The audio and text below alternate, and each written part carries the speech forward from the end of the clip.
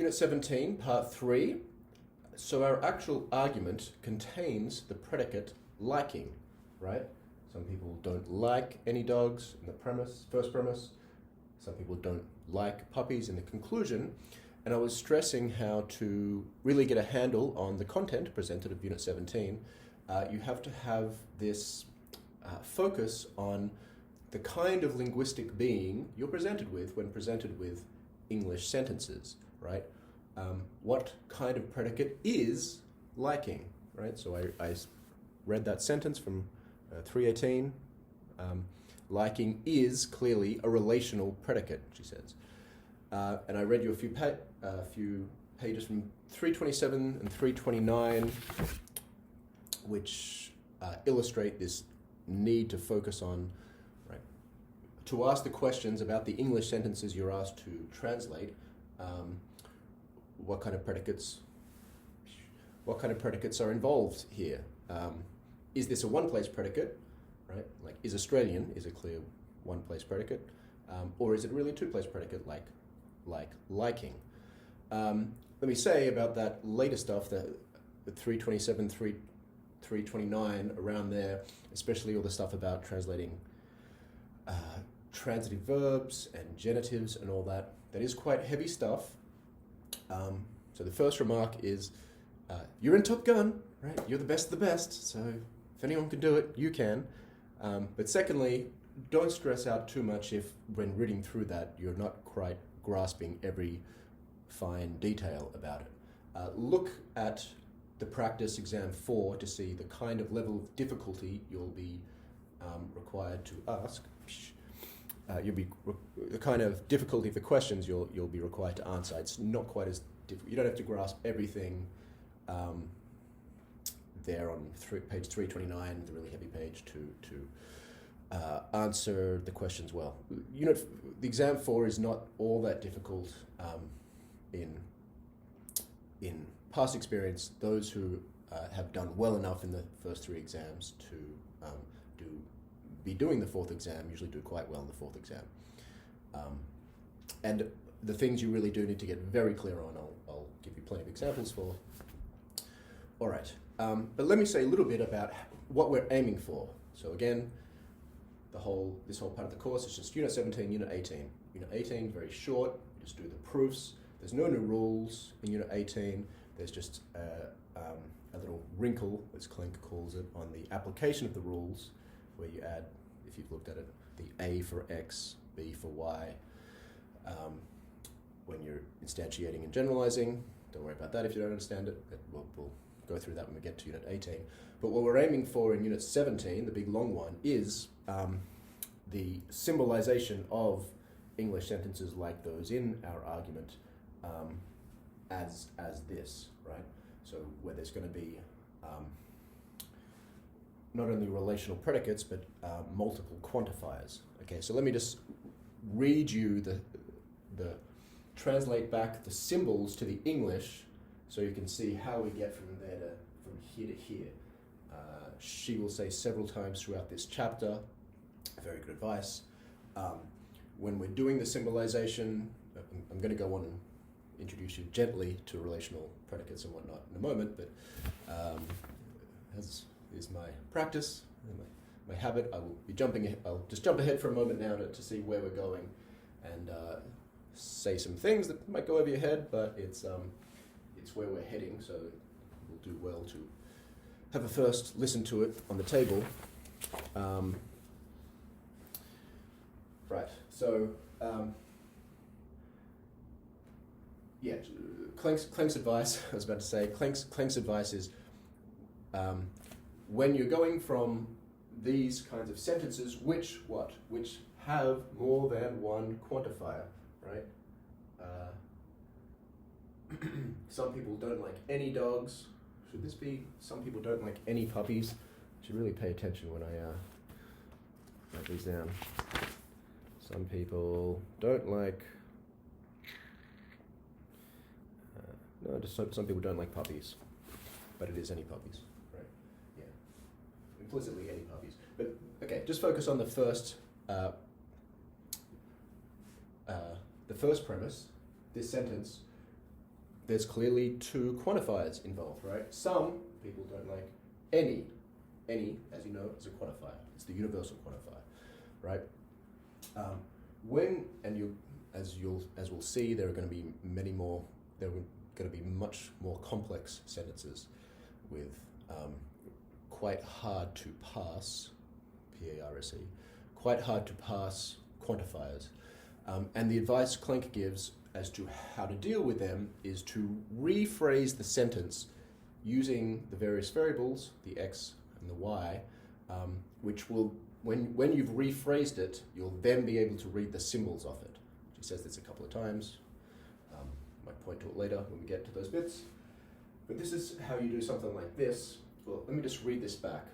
We will slowly work towards how you get to actually symbolizing it. Again, it's a partial procedure, including the old method for symbolization of identify the overall form, pick out the subject and predicate, symbolize the subject and predicate. But let me read this back to you. Okay, so this is the translation we're heading towards for these sentences of the argument. Again, why? So remember, this is the inadequate, this is the monadic predicate logic symbolization of the argument, which doesn't allow us to grasp the validity of the argument. This is what we need, this is what we're aiming towards. This is the symbolization in relational predicate logic for that very same argument. The symbolization, the formal expression of the argument that we'll need to grasp and be able to prove the validity of the argument. This argument is valid, we want to prove it valid, we want to be able to prove it valid, we need these new resources, relational predicates, multiple quantifiers. So this is what it's going to look like in the end. So what does this say? So, first thing to notice, this is an existential statement. Notice, so it starts, there exists an X such that, is how you say it. Scope of this, what's the scope of this quantifier, right? Is this a conjunction, or is this a quantified statement? Is it a quantified statement? Yes, it is. It's an existential statement because, open this bracket, right? That's the quantified y. The y governs this thing, this propositional function here. This bracket isn't closed until here, right? So open bracket, right? The scope of the closed bracket, the scope of this quantifier is this whole thing here, right? So there exists an X such that this propositional function is true, right? That's the import of this being a quantified statement. That's the import of this quantified scope going all the way to the end. There exists something such that what? Such that which propositional function is true of some individual, right? This whole one, right? Now, what does it say? The major operator of the propositional function is the and, so it is a conjunction. So I'm saying there exists someone such that there's at least one thing such that these two things are true. What two things? First of all, it's a person, right? So that's going to be that's the subject of this sentence. This is right. There exists an X such that both X is a person, right? And there exists an X such that X is a person and now the predicate, and here we get another quantifier, see? And this is how we get the any.